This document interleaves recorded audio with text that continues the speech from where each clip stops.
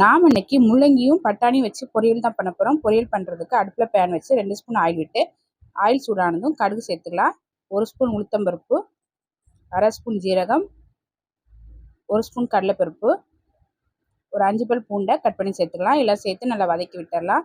இப்போ இது கூட ஒரு பெரிய வெங்காயத்தை பொடியாக கட் பண்ணி சேர்த்துக்கலாம். 3 பச்சை மிளகாய் பொடியாக கட் பண்ணி சேர்த்துக்கலாம். கொஞ்சமாக கருவேப்பிலையில எல்லாம் சேர்த்து வெங்காயத்தை லைட்டாக வதக்கி விட்டுடலாம். வெங்காயம் லைட்டாக வதங்கினதும் கட் பண்ணி வச்சுருக்கிற முள்ளங்கி சேர்த்து கலந்து விட்டுடலாம். இது கூட அரை கப் அளவுக்கு பச்சை பட்டாணி சேர்த்து நல்லா கலந்து விட்டுடலாம். இது கூட தேவையான அளவு உப்பு சேர்த்துக்கலாம். 1/4 ஸ்பூன் மஞ்சள் தூள் எல்லாம் சேர்த்து நல்லா கலந்து விட்டுடலாம்.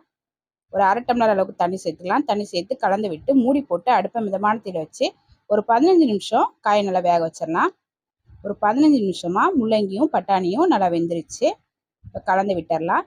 இப்போ அடுப்பு ஆஃப் பண்ணிவிட்டு ஒரு 3 ஸ்பூன் அளவுக்கு தேங்காய் துருவல் சேர்த்துக்கலாம்.